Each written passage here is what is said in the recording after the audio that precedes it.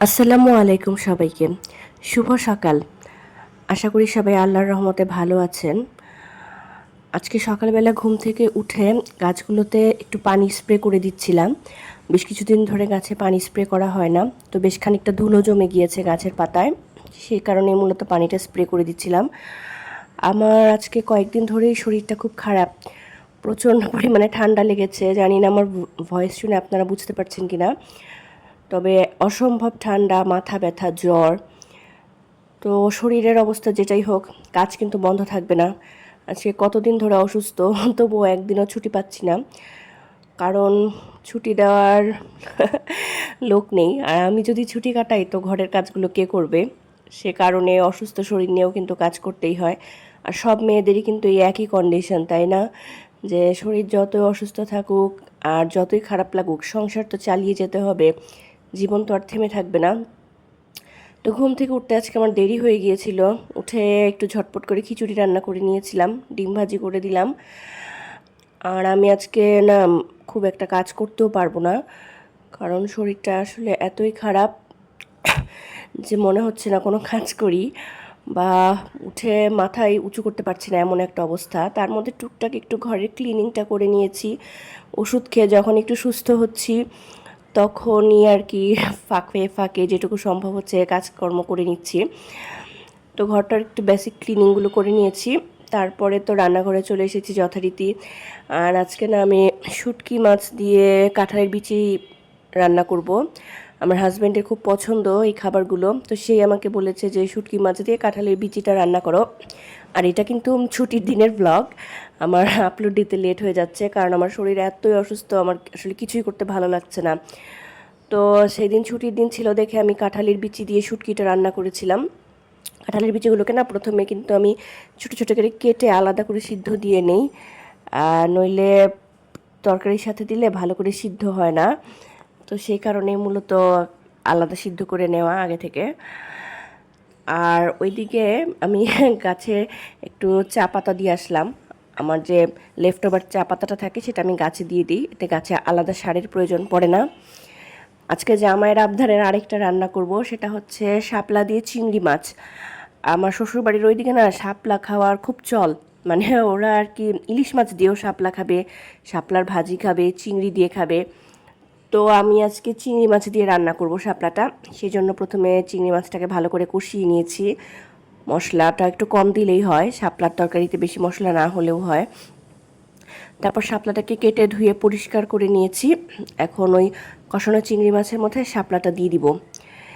এই শাপলার আইটেমটা আপনারা কীরকম খান সেটা জানি না, তবে না খেলে খেয়ে দেখতে পারেন। শাপলার আইটেমটা ভালোই লাগে। এদিকে শুটকিটাকে একটু সিদ্ধ করে নিচ্ছিলাম গরম পানি দিয়ে আলাদা হালকা করে। তারপর কাঁঠালের বিচি আর শুটকি একসাথে মশলা দিয়ে কষিয়ে নিলাম।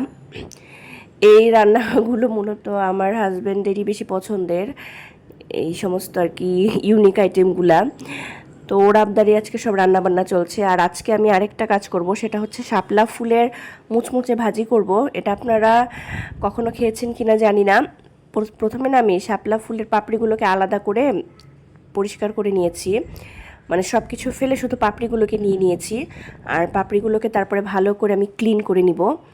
ক্লিন করে আমি একটা ব্যাটার তৈরি করব। সে ব্যাটারের ভিতরে আমি দিয়ে দিব চালের গুঁড়ি, হলুদের গুঁড়ি, মরিচের গুঁড়ি, লবণ আর পরিমাণ মতো পানি। তারপরে এই ব্যাটারটায় না কিছু পাপড়ি একসাথে করে পাতলা পাতলা করে ডুবো তেলে ভেজে নিব। আপনারা যদি কখনো না খেয়ে থাকেন তাহলে এই জিনিসটা ট্রাই করতে পারেন, বেশ মজাদার। আর এভাবে কিন্তু কুমড়ো ফুলের ভাজিও করা যায়, পাতার ভাজিও করা যায়। মানে এই মুচমুচে ভাজিটা না ভাত দিয়ে খেতে খুব ভালো লাগে, আমার বাচ্চারা তো ভীষণ পছন্দ করে। তো এই জন্যই তাদের আবদারে ছুটির দিনের সব বিভিন্ন রান্নাবান্না আর কি। আর আমার ছেলে এদিকে নামাজে গিয়েছিল, ওখান থেকে আসার সময় সে চকলেট কিনে নিয়ে এসেছে। আমি তাকে বললাম পরে খেও, কিন্তু চকলেট দেখলে তো তাদের ধৈর্য থাকে না, সাথে সাথেই খেতে হবে। আমি দুপুরের খাবারগুলো রেডি করে দিয়েছিলাম টেবিলে।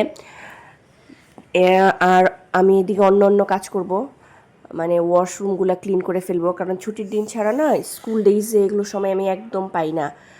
আর এদিকে শরীরটা এতই দুর্বল লাগছিল যে মনে হচ্ছে যে মনে হয় করতে পারবো না কাজ, তবুও কিন্তু করতেই হবে, কারণ এই ছুটির দিনে যদি কাজগুলো না করি, কাজগুলো একদম পেন্ডিং হয়ে থাকে, আর পরবর্তীতে স্কুল ডেইজে না প্রচুর প্রেশার পড়ে যায়, তখন এমনিতে একটা দৌড়াদৌড়ির ভিতর থাকি। শাওয়ার নিয়ে আমি এখন একটু স্কিন কেয়ার করে নিচ্ছি। স্কিন কেয়ার করলে মাঝে মাঝে মাঝে না, বা ফ্রেগরেন্স নিলে গোসলের সময় শাওয়ার জেলটা নিলে না নিজের কাছে একটু মাইন্ড ফ্রেশ মনে হয়, যে সুন্দর একটা ফ্রেগরেন্স বের হচ্ছে, মনে হয় অসুস্থতা কমে গেল, এরকম একটা ফিলিং হয় আমার। আর সন্ধ্যায় ঘুম থেকে উঠে আমি একটু গল্পের বই পড়ছিলাম, আকাশটাও দেখছিলাম বাইরে। যেহেতু শরীরটা ভালো না, ভালো করে ঘুমও আসছিল না, প্রচণ্ড মাথা ব্যথায় ঘুমটা একটু পরপর শুধু ভেঙে যায়, তো সেই জন্য উঠে একটু গল্পের বই পড়ে বিকালটা দেখছিলাম। আর বাসার বাকি সব সদস্য কিন্তু গভীর ঘুমে আচ্ছন্ন, মানে ছুটির দিন পেলে সবার ঘুম বেড়ে যায়। আমার আবার দুপুরের ঘুমটা খুব একটা গাঢ় হয় না, খুব পাতলা একটা ঘুম হয়। তারপরে সন্ধ্যায় মাগরিবের আজানের আগ দিয়ে আমি একটু বারান্দায় এসেছিলাম, এসে দেখলাম যে আমার গাছগুলোতে নতুন পাতা হয়েছে। এই গাছটা আমার সবচাইতে পুরনো গাছ, কিন্তু মাশাল্লাহ সব সময় নতুন পাতা দেয়। তারপরে ফুলগুলোও দেখছিলাম। আর গোধূলি লগ্নে না দেখবেন প্রকৃতির সৌন্দর্যটা অনেক অন্যরকম লাগে, মনে হয় জানি চারিদিক স্নিগ্ধ, একটা আনন্দ ঘন মুহূর্ত মনে হয়। আর আকাশে কি সুন্দর মেঘের খেলা দেখে মানে এত মনোমুগ্ধকর লাগছিল, খুব ভালো লাগছিল এই সময়টা। তো এরকম প্রকৃতি দেখতে সন্ধ্যাবেলা আসলেই ভালো লাগে, এজন্যই মনে হয় বলে গোধূলি লগ্নে কোণে দেখার মতো একটা অবস্থা। আর আজকে সন্ধ্যাবেলায় না আমি একটু বাচ্চাদের আবদারে ফুচকা বানাবো। ফুচকার জন্য আমি ঘুগনিটা প্রথমে রেডি করে নিব, সেজন্য আমি হলুদ, মরিচ, জিরার, ধনিয়ার গুঁড়া মশলা হিসেবে নিয়েছি, আদা রসুন বাটাও দিয়েছি, পেঁয়াজ কাঁচামরিচের মধ্যে সব মশলাগুলো আমি তেলে দিয়ে ভালো করে কষিয়ে নিলাম। আর তার মধ্যে না আমি একটু ম্যাশ করা আলু দিয়ে নিব, আলু দিলে ঘুগনিটার থিকনেসটা ভালো লাগে।